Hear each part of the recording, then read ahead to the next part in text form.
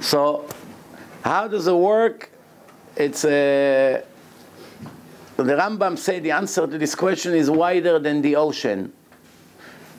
Going now, it will take you many, many years to understand. But one thing we do know, that Hashem say, be righteous, do not be wicked. Be careful not to do A, not to do B, not to do C. Which means we are choosing what to do. We are choosing. If we are not choosing, then Hashem would not warn us. The fact that Hashem gave us Torah, and He told us what to do, what not to do, what's the right thing, what's the wrong thing. If we are robots, why is giving us Torah b'chlal? You don't give Torah to a piece of wood. You give Torah to a piece of rock. Piece of rock, it doesn't choose. You give Torah to a dog. A dog can choose between good and bad. The dog lives with instinct, doesn't have choice. You tell a dog you should not kill. The dog is hungry, he must kill. He doesn't know any other way. You give the lion, you give him Torah and say, hey, in his own language, talk to the lion. He say, please, do not kill. Don't kill the zebra. Don't kill the goats. So what is it going to work? The lion can change his behaving. He only goes with the nature. Whatever his instinct is, he's hungry, he's attacking. You get him angry, he will attack you. But if there is somebody on top that knows 100%, not 99% what he's going to do next, 100% he's going to know exactly what he's going to do, how there is a free choice? No. First of all, I can know what you're going to do tomorrow, and you still choose what to do. 100%. My knowledge doesn't force it on you. Just because I know what you're going to do. If I had the psychic ability to see what you're doing tomorrow, what you're going to eat, what you're going to wear, when you got up in the morning, you still choose what to do. The fact that I was able to know is not forcing anything on you. Plus, with the way of Hashem, the reason why so many people get confused is because Hashem is not like us. We only understand past, present, future. Past, present, future. So everything by us is dependent on time. But Hashem is not material, is not physical. So by Hashem it doesn't work like this. The moment Hashem created the world, really it's over already. Same second. So now you ask, okay, but we live the moment. Another year, and another year, and another year. But for Hashem, He already stepped one large step to the end of the world, and so what happened? It will take us time to know what's going to be in the final stage.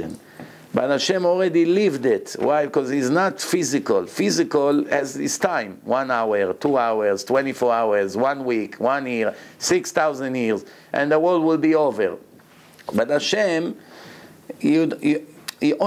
time exists only where material exists. In a world that there's no physics, no material, you cannot measure time like here.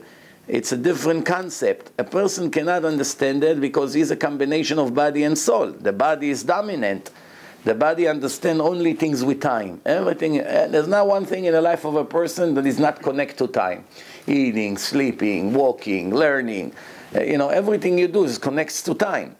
If you tell a person, let's eliminate time, there's no such thing time, then the life of a person would not make any sense. You won't be able to do anything. Take time out of our life. Nothing will have meaning. No marriage, no eating, no sleeping, no learning, no work, no nothing. If time, let's say now all the watches in the world will stop working and no one will know how to measure time. Cannot be a Jew. You don't know where to do Shema, you don't know the time, you don't know holidays, you don't know anything. You lose track. The purpose of the creation will be annulled. So with Hashem, Baruch Hashem, it's different kinds of concept.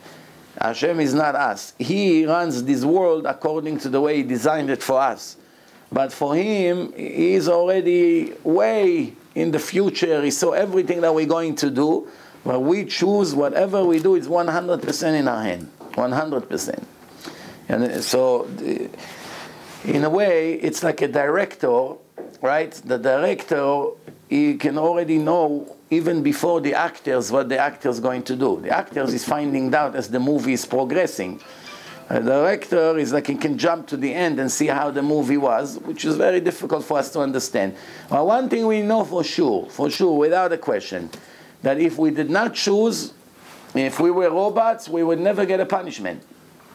You don't get a punishment for something that's not in your hand. Did you ever see in the Torah a blonde person deserve a punishment because he's blonde? A short person or a tall person get a punishment because he's different than the others? You don't see things like this. You only see punishments for wicked people. People that could choose not to kill and they chose to kill. People who chose to steal. People who chose to rape. People who lie. People who do bad things that the Torah says you should not do. Next to this sin, there is a punishment. Or next to the good thing, there's reward. But you don't find anyone that got ever punished for something that's not in his hand. Never. The opposite. The Torah says clearly, Ish b'chet'o yumat. Everyone will pay the price only based on his own sins. Lo yumtu avot al banim. The father does not get killed because of his son. Son doesn't get killed because of his father. Unless if he follow the evil way of his father. That's a different story. But if the boy is good and the father is bad, the father is responsible for what he does. Everyone gets what they deserve. And if people will not choose, they will never ever get punished.